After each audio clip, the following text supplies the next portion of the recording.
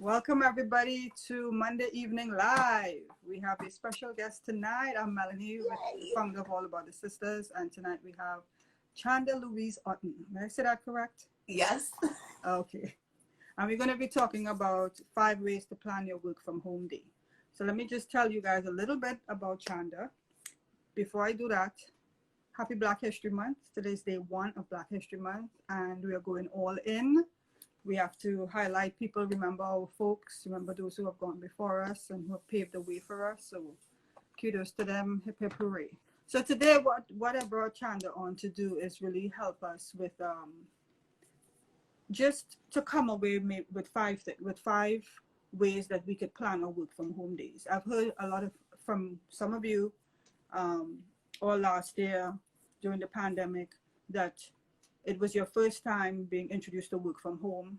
It was put upon you for the most part. I was already working from home, so I already knew how to plan out my day in terms of the things that I had to do for clients and companies that I work for. But for some of you who were just kind of tossed into this and then being home with your families, being home with kids, this was something new, and now you're figuring out, well, what time do I wake up? Do I have to wake up early? Can I work at night? You know, you have to figure out what the timing is. And then everybody's on the Wi-Fi all at the same time too. So how does that work? So what are the essentials of planning out a work day, whether it's like work from home or in the office? Like just some basic things. All right. Okay, so I took like a little bit of notes. So I'm just going to make sure I kind of catch those points. So I think a couple of things I would say is to consider your environment, right? And I think maybe I'll kind of make it a little bit more theoretical and then make it more practical and drill down. Okay. So I would start off by saying, like, generally the world gives you what you need and not necessarily what you want, right? So in that respect, the way that you get what you want is by asking for it. Now, how do you ask for it? You ask for things that you want by setting boundaries. So you set boundaries with others and you set boundaries with yourself, right? Now, in order to set those... We take some notes here. In order to set those boundaries, you have to have an awareness of who you are. Like truly, like a real awareness. Who am I? What works for me? What are my triggers? What are the things that I hate? What motivates me? What environment works for me? So you have to start off, I think, with awareness. I think that's the key. Like, who am I? When I'm going to work from home, what type of things work for me? Am I the type of person that can work in my bed? I'm the type of person that cannot. I don't generally recommend working in bed. You know, am I the type of person that needs to sit somewhere isolated? Am I the type of person that needs to work in the evening, in the morning, in the afternoon? I'm more productive. Even the work environment that I'm working in, if I'm working with a company, what times are they most busy where they're tying up my time? So if they're tying up my time, that means I actually don't have time to do my work, right? I'm in those meetings doing that stuff. So that means mentally I have to allocate a specific time to actually do the work. Right. So that comes back to the ideas of boundaries. So if you have an 8-hour day and you understand that 3 to 4 hours of that day might be consumed with meetings, then maybe productivity work-wise could be an hour and a half. Right. Real talk. You know what I mean? Right. So I think it starts with an awareness. You have to know who you are. I think the second thing is that you have to pivot in terms of your mindset. This is no longer an in-person experience. This is now an online experience. And because you're working from home, you have the opportunity to curate what that experience is for you. So you get to curate your work from home experience. You know, typically when we go to work, you go in there and you're coming into somebody else's environment, right? You know, there might be a specific structure there. But, you know, I can think about sometimes when I had traveled for work somewhere to do some type of consulting something, and I might get up and then I get up and go into like some type of spa shower, you know, have a good breakfast, I stretch a little bit, you know, maybe even take a jog because I'm out of my norm. And then I go in and I do my work and etc. I go for dinner. You can curate what the space that you want for your work work from home experience. So you can literally tell yourself, you know what I'd like to do in the mornings, I'd like to jog, or I'd like to take a nice hot shower. So maybe from 6 to 7, I'll do a jog, or maybe from 4 to 5, I'll get up and get on the bike and do like some spin, and then I'll take a nap. And then I'll get up after the nap at 7 or 8, take a hot shower. From there, I'll get my tea. And then by like 9 or something, I'll work on these things for 2 hours. Right. And then after those 2 hours, I'll start to take a break.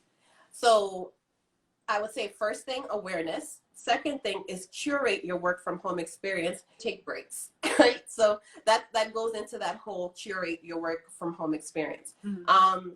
You know, we need to love ourselves, you know, and the best way to love yourself is to take time to take care of yourself and to listen to yourself.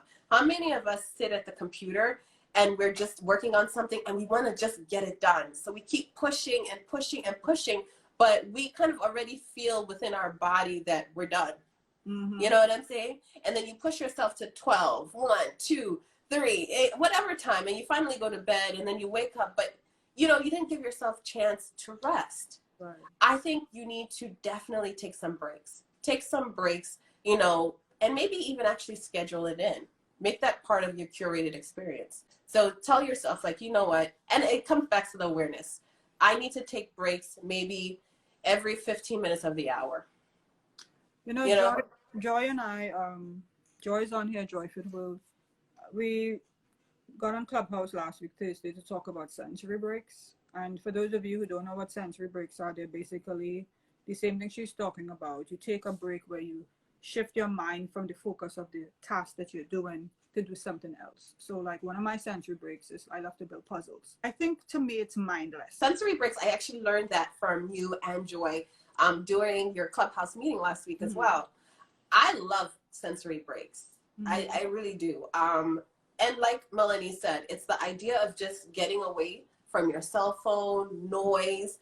I typically will turn everything off, have the lights low, and then I'll just sit on my bed and have my legs lifted, like leaning on my wall. And I'm just chilling, looking outside the window. Some other ideas, for me, I am in a shared space with my brothers. So we have a very tight spot, right?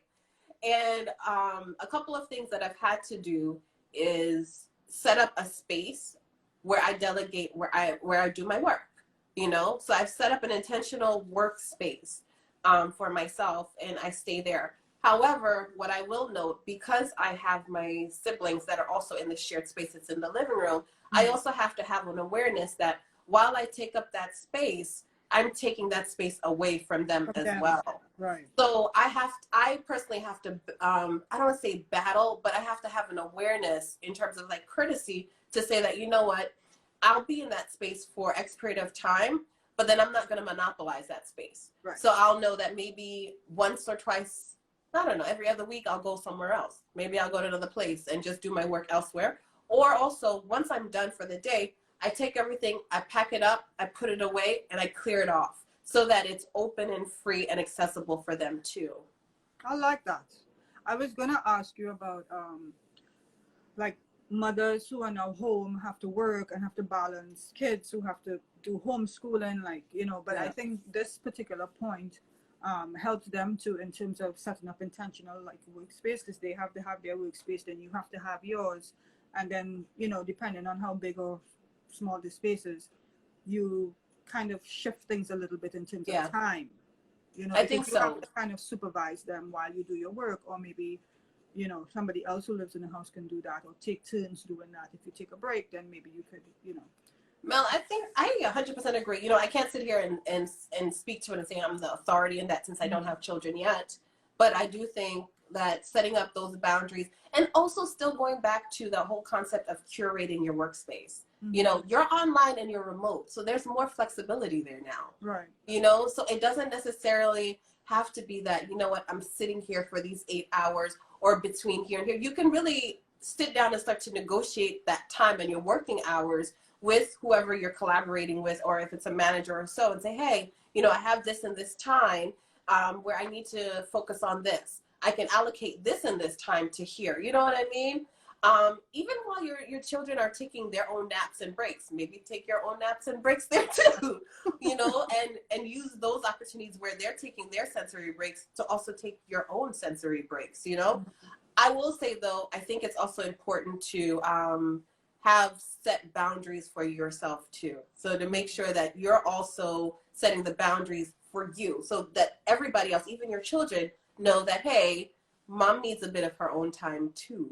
He just said don't be afraid to ask for help. Alternate with a partner for kid duty and bring a babysitter if you can, etc. And people are still doing it. People are bringing in their babysitters even in COVID just to help because they can manage. We're not machines. And I think it's okay to just be honest and say, hey, you know, I need some help. I need some time.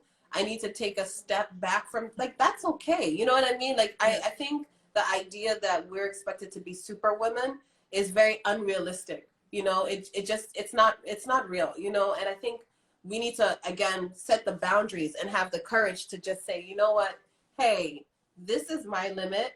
And you don't even have to reach your limit. Why do we have to reach a limit before we're like, can I get some help? Hey, listen, this will add more value and I'll be a happier person if you can meet me here. Okay, so we're not going to stay too long, but I just want to make sure I get all these points together. So, okay, let's get in there. 5 things that you can share to plan out our days better and to create more balance. So I think you gave us like 3. Okay, so awareness, environment. So really awareness ties to boundaries. You need boundaries. So awareness, boundaries, environment, taking breaks, and then what else?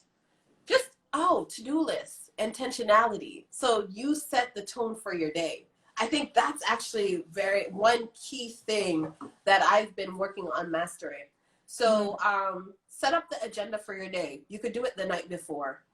You know, just, or look at the week ahead and say, okay, this week, these are the major tasks that I need to complete. And I would say from there, choose when you'll take care or tackle those tasks. It doesn't have to be, you know, a very detailed thing, but it could just be, you know, I'll focus on this project on Monday and Tuesday. I'll focus on this on Wednesday and Thursday. And what I'll say is really pick 1 to 2 at most priority tasks per day. You know, one more point I actually wanted to add to this is to get an accountability partner. Oh, yeah, like I just thought about that. The accountability partner, and I mean, it could just be someone, you know, where maybe you two are accountable to each other to take a walk at noon. I like that. You know what I mean? It could be the accountability. They can flow either. It could be anything. But, you know, in this process, have somebody else that you can lean on to just be accountable for those type of things. So, Chanda, go ahead and tell them where they can find you. Guys, if you want, you can DM me. I'm at Chanda Louise Oton. So, ChandaLouise Oton. Same name in LinkedIn as well. And actually Facebook as well, too. So, we can connect, Instagram, LinkedIn. Say hi. Let's drop a note. And she's really cool. Trust me, just drop a note. So just to go over those 5 things that she shared with us today. We are talking about 5 ways to better plan your work from home day. 1, awareness. Figuring out what kind of person you are. If you're a morning person, a late person, whatever. What type of things work for you. 2, curating your work from home experience or your environment. 3, setting up an intentional workspace. 4, a to-do list and an agenda for the day. And don't forget to make your bed. Yes, ma'am. And 5, getting an accountability partner to kind of take a break or do something different. Everybody, this has been Monday Live. I'm Melanie, and I'm the founder of All About the Sisters. We're a community helping Black women be better at being well. That's what we do. So, Chanda, thank you so much, and everybody have a wonderful rest of the week. Do something great for yourself and for someone else.